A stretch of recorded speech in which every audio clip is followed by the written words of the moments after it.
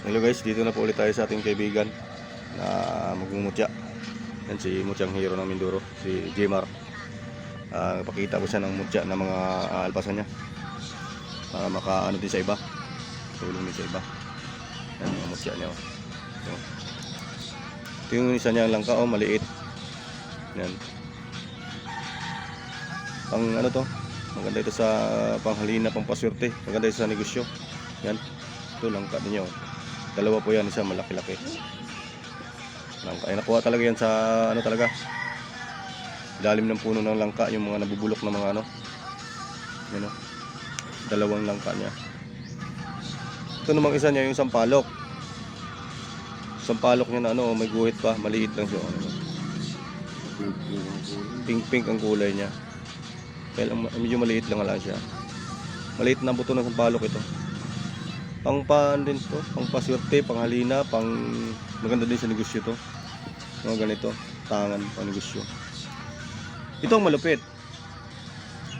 Yung mutya ng ano, nung ano tawag doon? Marang.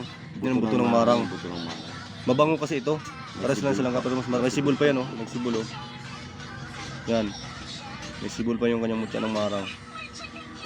Ang gaan pati siya, iba yung pagkabato niya, magaan. Yun ang ngar talaga ng mga ano, urig. Itong maganda. Nako, pag ito ay nako. Kaganda nito. Ay nako, ang ganda. Parang type na type ko yan. Ito. Bulak, yung ano ng bulak. Bulak na naging bato. Ito ba kayo nalutang ng ano? Yung isa ay nalutang tapos nalubog ano? Yung isa ay lubog, yung isa ay lutang. Mag-asawa yan. Sa ano ng puno ng bulak. Sa bunga mismo. Sa bunga mismo ng bulak nakuha niya. Ang ganda ng mga mutya nito. Puros mga pang palakas ay, pang paswerte. Gulong. Buhay yan, nagulong. Ano? Pag ano po, may alpasan po niya yung iba dyan, may PM na lang po kayo. Yan sa, tapos like and share na lang po. Yan po si Mutyang Hero ng Mindoro. Dahil ba ito po yung may-ari ng pako nung nakaraan, ay nakuha na yung pako niya. Maghahanap na ulit siya ng pako. Sige po, like and share na lang po, tsaka subscribe na lang din po kayo. Tapos comment na lang po kayo pag kayo may mga nais dyan sa kanyang mga mutya. Sige po, thank you!